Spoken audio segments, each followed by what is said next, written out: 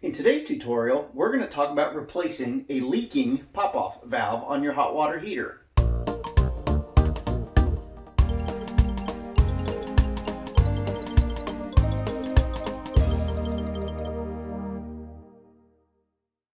Okay, I'm at one of my rent houses today. The tenant has complained that the hot water heater is leaking. I came to investigate, and what I found out was the pop-off valve is actually dripping out of the exhaust pipe. So, with hot water heaters costing between $500–600 and more to replace, this one is operating fine. It's just got a little drip. So today, I'm going to replace this pop-off valve. It's about $15.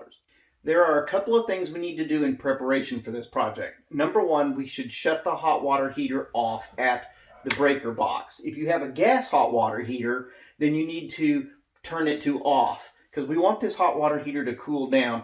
I don't want to be dealing with hot water, and I sure don't want to be dealing with steam. So after the hot water heater has cooled off and we have shut the water off, either at a valve that should be close to the hot water heater, you may have to shut the valve off at the whole house valve, or even go out to the meter and take it off there.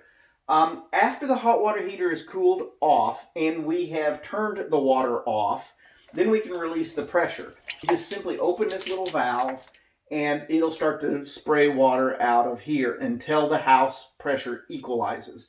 You have to do all of these things or you're going to get wet.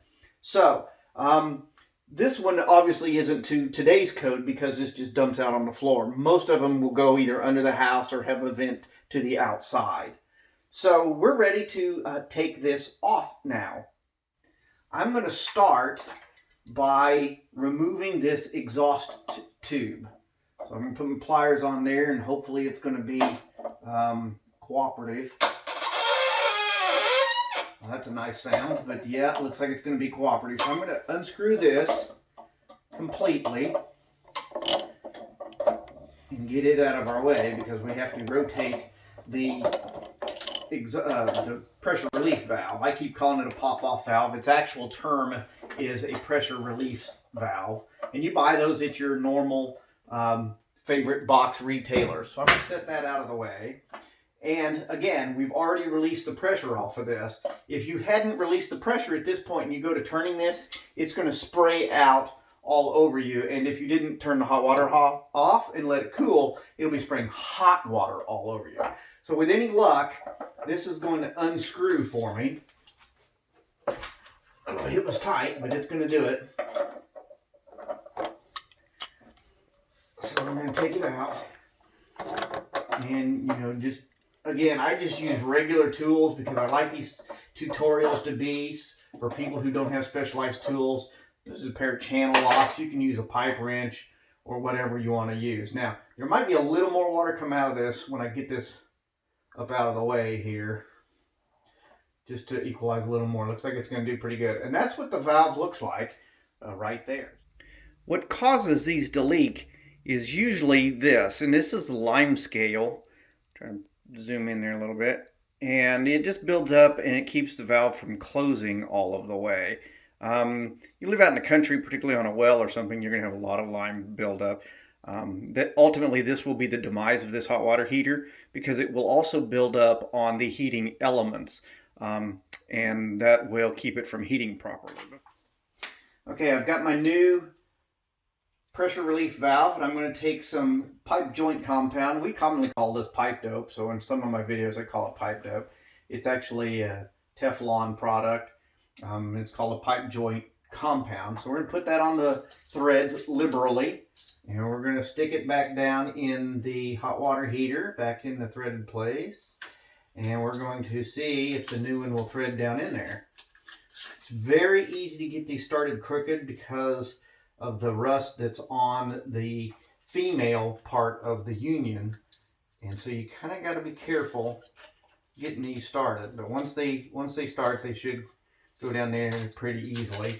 And I'm going to crank this down as far as I can by hand. The tag's really in the way, but kind of needs to be there.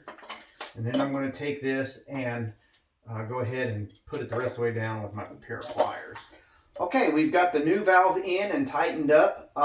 We're ready now to turn on the water lines. Now you're going to hear some interesting sounds when you turn this on for the first time. Remember, we vacuum released this, so there's a little bit of airspace in here, and there'll be a lot of airspace in your out lines. So when I turn this on, it's going to refill, and then we'll be able to see if there's going to be any water leaks or anything like that. I always try to turn those valves on slowly. Sometimes the pressure can hit something, and if you get a loose valve or fitting somewhere, you can actually pop it loose. So I like to turn them on slowly. Looks like we're doing good. I'm going to watch this for a minute or two to make sure that we don't have any bubbles form, and then we'll put our piece back on. I picked up my out of code exhaust valve that was on here, and I'm going to put this back on. Like I said, I expect to replace this hot water heater probably in another year or so. So we'll update all of that probably in another video. But for now, as far as a maintenance tip or a repair tip, this is completely fine. So I'm just going to put it back on. I put the Teflon back on it like we would do. We're just simply going to thread it back into the out part of the pressure release valve. And we're going to just take it down there. That's getting pretty tight, so I think we'll probably just leave it just like that, because the only time water is in it is when it's exhausting. So that was our fix for today. So instead of spending $500 to $600 on a new hot water heater, we had a very simple problem and a very simple solution. The valve's about $15 in my area. Pipe dope's just a couple of bucks and a little bit of time. That's all there is to it.